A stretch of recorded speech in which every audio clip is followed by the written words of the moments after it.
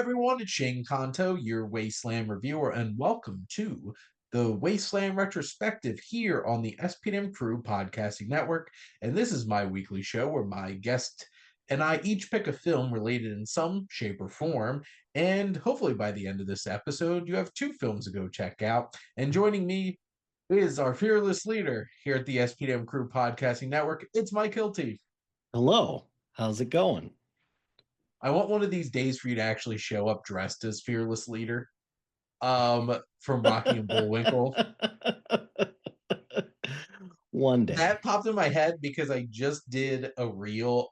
My on Tuesdays I do reels of actors Mhm. and like actor spotlights, and it was Robert De Niro, and I just get that fearless leader. That's of of all the things for Robert De Niro to just pop up on. That was a choice. It And was a choice. that was definitely when he, wasn't just a parody of himself. Could you argue that potentially that was the beginning of the end? Well, that was the beginning of the new millennium, which Yeah. kind of was the beginning of the end. Because like that took me forever going through. Like he had us 120 acting credits, and like I'm going through and snipping out pictures, and I'm like almost every single movie because I only picked the ones that like I really liked the performance in, and then I got to the 2000, and then it just like Mm. and jumped a lot. Like Silver Linings Playbook, Irishman. Hmm. But we are not here to talk about Bobby De Niro Nope. or Italians for that matter. We're Mm-mm. here to talk about martial arts, karate, kung fu. We are here to do a double dose. We got Enter the Dragon from 1973. We got some Bruce Lee, which Mike had picked, and I chose to pick another martial arts master, Jackie Chan, and we're going to be talking about Drunken Master. Mm. So let's start with the Enter the Dragon. A Shaolin martial artist travels to an island fortress to spy on an opium lord who is also a former monk from his temple under the guise of attending a fighting tournament, aka it's Mortal Kombat. Dun, dun, dun, dun, dun, dun, dun, dun. That yes, that is the only thing I could think of upon rewatching this. And it's so funny because I feel like there's just some scenes that just kind of are taken directly from this in the first Mortal Kombat movie, Yeah. the cinematic gem of the mid 90s. And I was like, oh yeah, that's right. Some of these are just straight up from Enter the Dragon. Yes, mid 90s Mortal Kombat, the only film from Paul W.S. Anderson that I care to watch, Mhm. because it is an absolute delight. Indeed, got its whole entire plot, and maybe even just the idea of Mortal Kombat to begin with came from Enter the Dragon. But Mhm. Mike, what were some of your general thoughts outside of Mortal Kombat when it came to Enter the Dragon?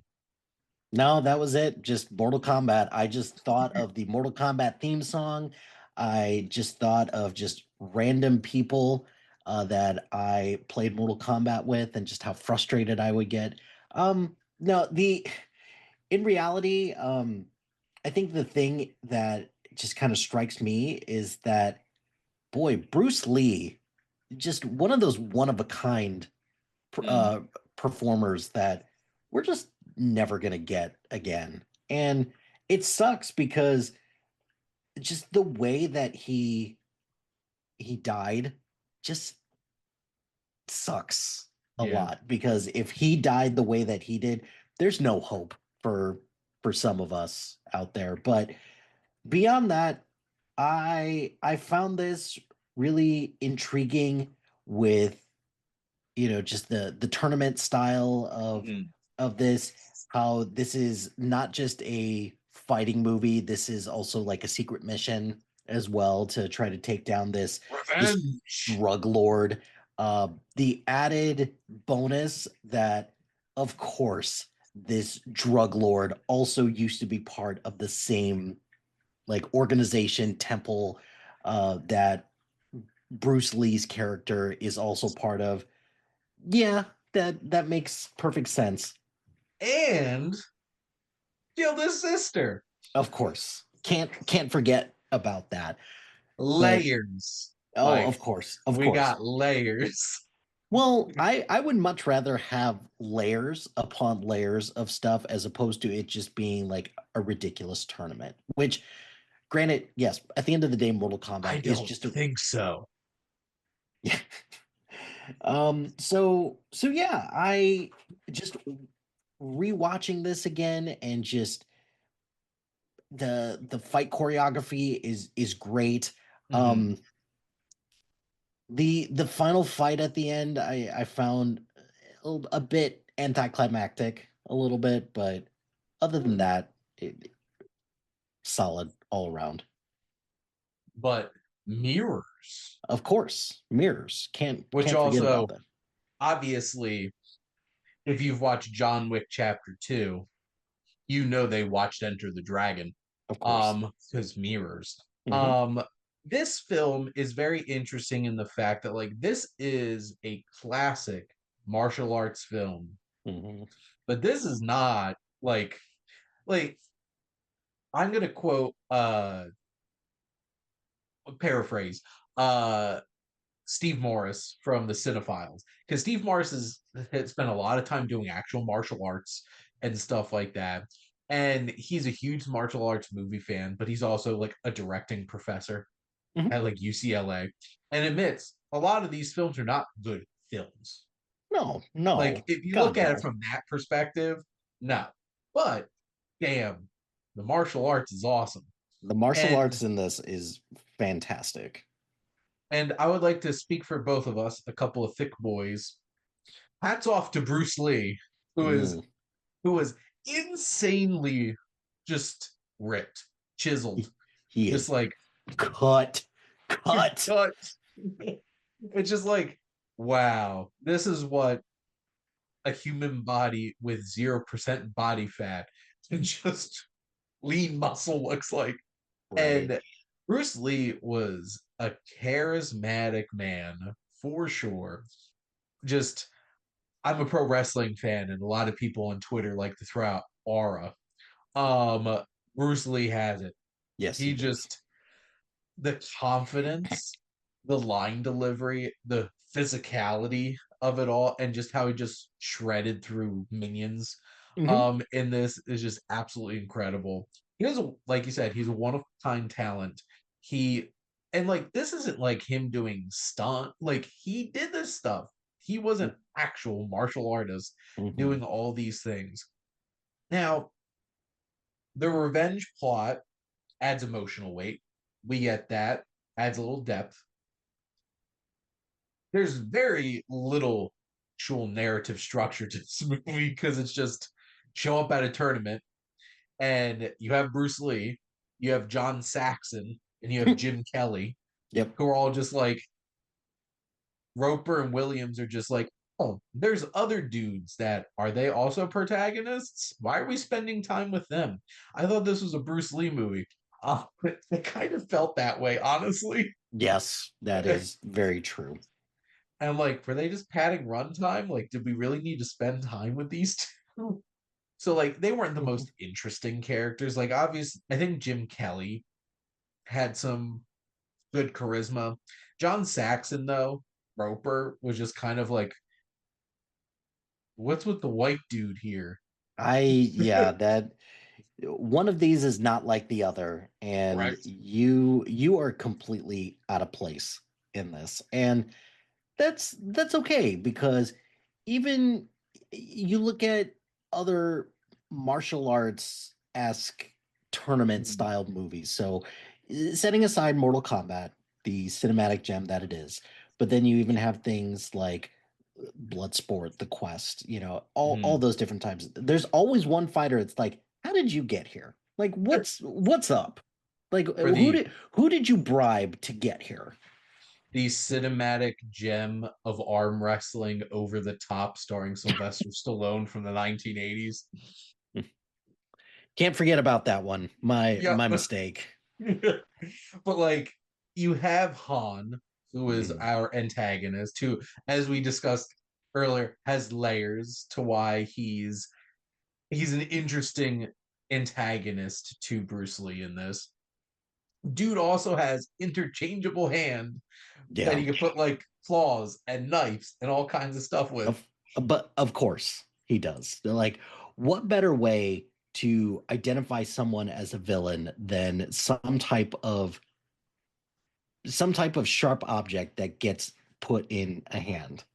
Well, they did indeed go to the James Bond school for coming up with villains. Hmm. As I just recently rewatched Doctor No in his black metal hands and his Nehru jacket, Hmm. um, who then slips into a vat of like hot boiling stuff, and he can't grip because he has metal hands. But like this, I I thought the ending fight had some really cool set design and stuff Oh like yeah. that whole mirror room had some great tension and stuff like that. But you are right, he just straight up like whack. He's like Yeah. dead. Yeah, that's about it. Which at the end of the day, is that going to ruin the experience for me? No, because at the end of the day, I'm here to watch Bruce Lee fuck some people up. And Yep, that is exactly what I got. And and we got what that. what more could I ask for with that? Not a whole lot, because not only does he fight really well, but the guy can actually act a little bit as well. And I appreciated that. And although you mentioned that, yeah, the narrative structure isn't great in this, it's a little loose and it's a little comical getting from like point A to point B in this from a narrative structure. I can't deny that like I still had a grin ear to ear the whole time Mhm. rewatching this, knowing full well that as long as I can get from fight to fight and just watch some cool choreography, which you compare the choreography in something like this to what we get today, that's just cut, cut, cut, cut, cut, cut, cut, like all the time. And people who clearly are doing this based on choreography alone and Mhm. don't have a whole lot of martial arts skill per se. It's a dying art. Martial Mhm. arts dying art. Yeah. But it's just something that we don't get very often. And when we do, we should celebrate that. By like, for example, I don't know, giving stunt people Oscars, like we should be doing stuff like that. Now, Mike, are you really bringing up the discussion of a stunt Oscar when why the hell hasn't there been this since the beginning? Oh yeah. Yes, absolutely. So Let I me Shane, let okay. me let me let me tell you this. If Barbie and Wicked could get a fucking Golden Globe for box office achievement, we can give one Oscar to stunt people. Like honestly. I would just like to say it is an absolute travesty that when they eventually do make this an Oscar, they better go back and give one to The Matrix and all four goddamn John Wick movies. Hmm. Hmm. Yes, just Yeah. yes. And Yeah. obviously, Chad Stahelski knows what he's doing in Hmm. terms of directing action. And John Wick Chapter 4 had some amazing gun fu that was just chef's kiss. And also on top of that, it had Haruki Sanada and also Donnie Yen in it. So like you're getting some legit stuff. But like you're right, there you have the Donnie Yens out there and stuff like that. And even Jackie Chan's still doing some stuff. But like this was a different time. This was some peak the 1970s martial arts films as we transition into Drunken Master from 1978, starring Jackie Chan. And this film focuses on Wong is a mischievous yet righteous young man, but after a series of incidents, his frustrated father has him disciplined by a master of drunken martial arts. So what's crazy is I think the first time I ever saw drunken master form was a Virtua Fighter Yeah. because there is specifically a one of the characters Uh, definitely does drunken master form for sure. I have a fun question when we're done talking about this movie, but we'll get there. But Mike, what were your general thoughts on Drunken Master? The dialogue in this is not good. It is it is wildly offensive by today's standards. Um that aside, however, um it was good to see baby Jackie Chan. Yes. Boy, he looks really young, and Mhm. boy is he nimble. Let me tell you. And it's kind of funny because with the contrast between Bruce Lee and Jackie Chan, in terms of just their acting careers, where Mhm. Bruce Lee kind of stuck a little bit more in the serious route, and Jackie Chan has a little bit more of a comedy Yep. background. But this isn't to say that Jackie Chan doesn't know how to do the hard hitting Mhm.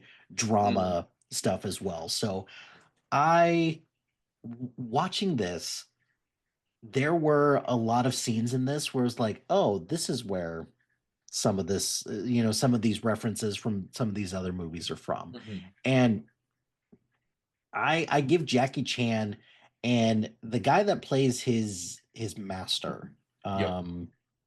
a lot of credit because the whole thing of drunk fighting, Mhm. that could have been that could have looked really stupid. And at times, I'm not gonna lie, it does look kind of stupid.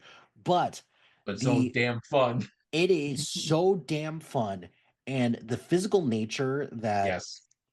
that all of these martial artists had to do to act drunk and still make it semi believable that like this fighting style is legit. I gotta tip my hat to them for that, because that was the one thing that like for me stood out about Mhm. this, and how I wasn't really expecting Jackie Chan's character to just be a straight up asshole for like the first like solid third of this movie. Yes. And but then it's like, oh, this master, he's just trying to like get him to realize, hey, you know, don't be such an asshole to people. And particularly, Thunderfoot is such a fantastic villain name. Yes. I love that so much. And I also love how Thunderfoot like fucks everyone up. Yep. And it's not until the end when Jackie Chan unlocks the eight secret, or the eight lessons or the eight secrets of the drunken gods, where he finally figures everything out, um and somehow beats Thunderfoot. Because I'm sorry, no, ain't nobody beating Thunderfoot in anything, because he's got the power of money for being a hired gun as an assassin. Seto Kaiba. Screw the rules. I have money. The dialogue in this was like, it's bad enough that I had to watch this dubbed, but it's even Yeah, the worse. dubbing is terrible. The The dubbing dubbing is and terrible. English dialogue is trash. Yeah. Which also, what I've noticed is a lot, at least, I'm not going to say a lot, the early Jackie Chan films that I have seen, he's an asshole He is a in real them. asshole. And Wong is an asshole in this. He's Mhm. such a jerk. And he gets owned by his auntie. Oh, and I, Hilarious. I think I think for me, the funnier part of that sequence is not so much when she messes him up with martial arts. It's when she messes everything up for him, like just when he's at his dad's house, and he she knows she has him. Mhm. She's like, I'm going to end you. And she just like dangles him for a while before eventually just going in for the kill shot. Like, yeah. Eviscerating him Hmm. uh emotionally. Um and dad just like disappointment, dishonorable. Get that out of my house. Hmm. And that's the whole start. And then, he's an asshole and he goes on this journey to find appreciation. I just I love Kung Fu Panda so much, and the fact that like Poe's trying to learn like all the different disciplines and stuff like that. And this has like obviously that got a lot of its energy from movies like this, where it's just like, Hmm. I'm gonna learn the eight masters of drunken martial arts and like all those kinds of things. And it's like the mythology of it's a lot of fun if you think Hmm. about it. No, And I completely agree Yeah, with that. Yeah.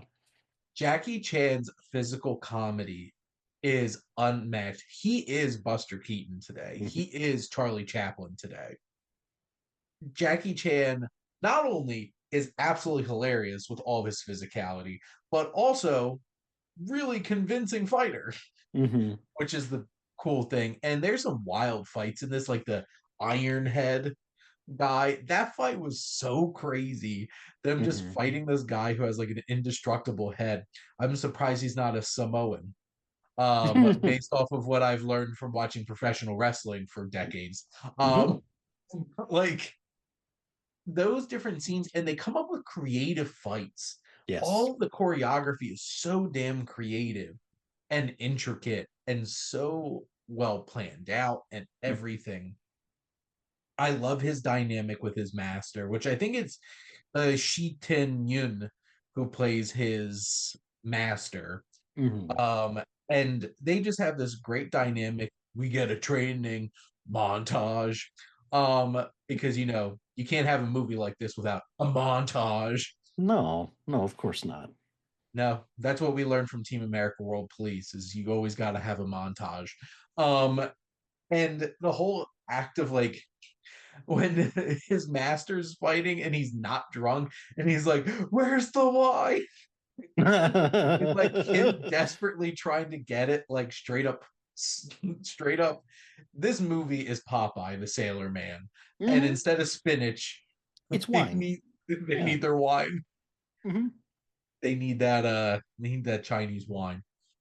It's, it's just their dynamic makes it worth it because yes, he is a really hard protagonist to like for like 2/3 of this movie, and he just throws out like the word and like all kinds of stuff about women and all kinds of people. It's just like, damn, this guy is despicable. A little bit. And yep, and that final fight though was so damn good.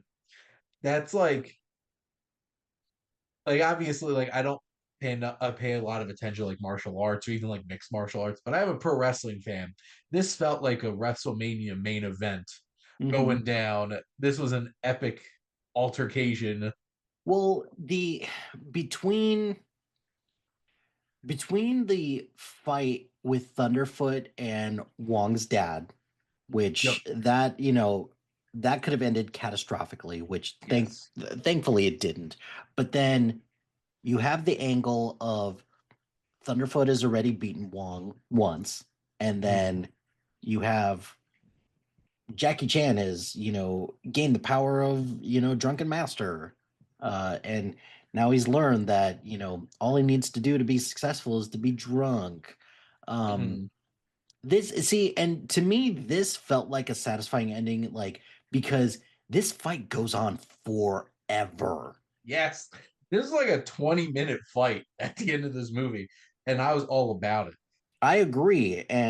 But, and it's not like Wong or like Jackie Chan just like turned it on at like a random time and just all of a Mhm. sudden began like they were going at it for like a long time, and it kind of makes me wonder a little bit because I mentioned before the stylistic differences for acting between Bruce Lee and Jackie Chan, and it kind of makes me wonder if Bruce Lee would ever get to a point where he's like, okay, I'll try the comedy route, or I'll try the kids movie route. Like we're never gonna know that, Yeah. or would Bruce Lee just would Bruce Lee be one of like the main bad guys in John Wick Chapter 5?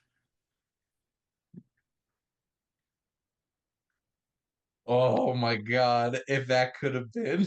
If that could have been that would have been awesome. But Or God, they need to do a spinoff. They need to get Jackie Chan. Can you imagine if Jackie Chan's like the one of the masters of like one of the seats at the table? Mhm. I'd buy it. See, Yeah. this so quick side note, John Wick is the perfect franchise to make infinite spin-offs of because Mhm. they just made the coolest world possible. And I Mhm. can't wait for Ballerina. But like that final fight, which I wouldn't be surprised if you clocked it all in at like 20-25 minutes with it Oh all yeah. happening, is perfect storytelling because you have he takes down his father and that adds that layer. And then you have his master getting involved. And then it is the fight between Wong and you have him showing off his moves and slowly getting the upper hand and putting his opponent on their back foot and realizing I was like, oh, he's grown as a fighter. And then the devil's shadowless hand pulling in, and then the tide turns, and then Wong has to go into his bag of tricks and bring in all eight of the drunken masters, which drunken Miss Ho is the best part of this. Mhm. Just Jackie Chan fully leading into that was absolutely hilarious. Yes. And him selling the physicality of it all. All And right. like Yeah. just his wrists so nimble. It hurt me to watch some of the training sequences, but that it just again goes to show that if you're going to commit to this, like you gotta commit, and Yep. you gotta be in the best shape like possible in order to make this feel authentic. And that's something that I just love about these martial arts movies is that, Mhm. look, from a story standpoint, I'm not watching this for story. I'm watching this to see someone get fucked up, pretty much. Yep. And Um, we watched this for the plot. Pictures of the plot is Bruce Lee and Jackie Chan. exactly, exactly. So I like these movies are now just like relics of the past because like we don't get movies like this anymore. Like we get them like from time to time, They're but mostly it's mostly films that actually come out in China mhm. and Japan. And like I'm literally in the middle of watching a screener for The Prosecutor starring Donnie Yen, Mm, which is a Chinese film. And because thank you, Welgo USA, there we go. um, who hooks me up with a lot of Asian cinema. But like you have to seek it out at this point. Like this was pretty mainstream. Like people really enjoy like martial arts movies had their day. And the best we get at this point is like we do get like Mortal Kombat. And that's about it. Um, but like stuff like Kung Fu Hustle. If you have not watched Kung Fu Hustle, amazing. Mhm. Absolutely love that. But like, so Mike, I had my fun question that I had that I wanted to bring up. So for people around my age, maybe your age, I don't know like how big of Avatar the Last Airbender was for you, but like that was a pretty big deal for a lot of people our ages. And that was probably the biggest introduction to martial arts for a lot of kids. I could see that. Yeah. So, which nation are you? Oh. If I am looking at it realistically, I'd probably be um I probably would be either water or an airbender. Cause like I'm not tough enough to be a an earthbender, and I am most definitely not don't have the rage to be a firebender. I My just don't. brother's a firebender, 100%. Nice, nice. But um if I had the choice, I would probably be a waterbender, but I'd probably like my daughter and I had this conversation, and she was like, "What Harry Potter house would you be in?" And I was like, Mm. "Well, there's the house I'd want to be in, and then there's the house that I got placed in. Those are Mm. two completely separate things." You tell. Uh, I thought that I was going to get put in Ravenclaw, but I got Hufflepuff, and I got sad. Thought I was gonna be a Ravenclaw too, and then they gave me Gryffindor. Hmm. I'm like, I didn't expect that, but there you go. I'll take it. Yeah, it's all good. Well, I feel like Gryffindor is like the one that everybody wants to be in Everybody, well, yeah, because because clearly everybody in the world is brave and the like. But yeah, like if I'm looking at all of the nations, like within Avatar, I think for sure I'd probably be an Airbender if I'm being perfectly honest. I am I am Earthbender Mm. through and through. Um, just even just like the fighting style of very big, Mhm. solid moves, and I'm just like they're Yeah. professional wrestlers, Oh yeah, for and sure. The brawlers, the yeah.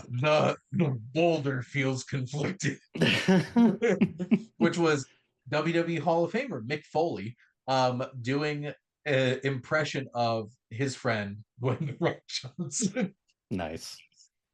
So, but I just thought that would be a fun little question to wrap this up because, like, also I would totally be like thinking of like Kung Fu Panda. I'm a Poe, 100%, and Food Foo is what he lives his life based on. Absolutely. Yeah, I can get Skadoosh. behind that. You know, my HR team, they like their big thing is they always say is like our employees are our secret ingredient. And in the back of my head, I'm always like, there is no secret ingredient. Shut the fuck up. Yeah. Oh, there is no secret ingredient. Nothing. But what a great uh, lesson. What a great lesson. I love Kung Fu Panda. Me too. So good. I just wish that the fourth one was better. That Yeah, was some half-ass shit right there. I would agree. And yeah, yeah, we'll just leave it at that. But those were our thoughts on a couple of martial arts masterpieces of 70s martial arts flicks. But Mike, thank you as always for coming on and chatting movies with me.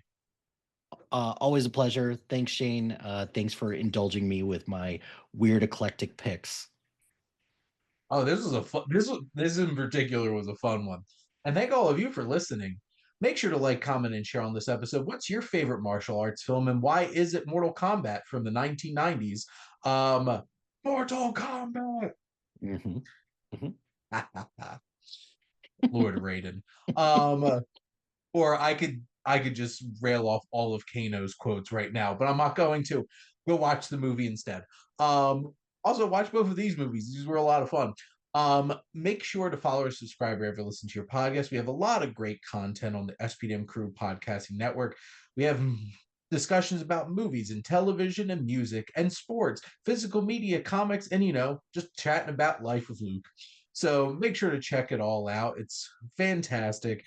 And if you want to get involved, make sure to reach out. And if you like our logo, make sure to check out High Flyer Creative for all your digital marketing needs.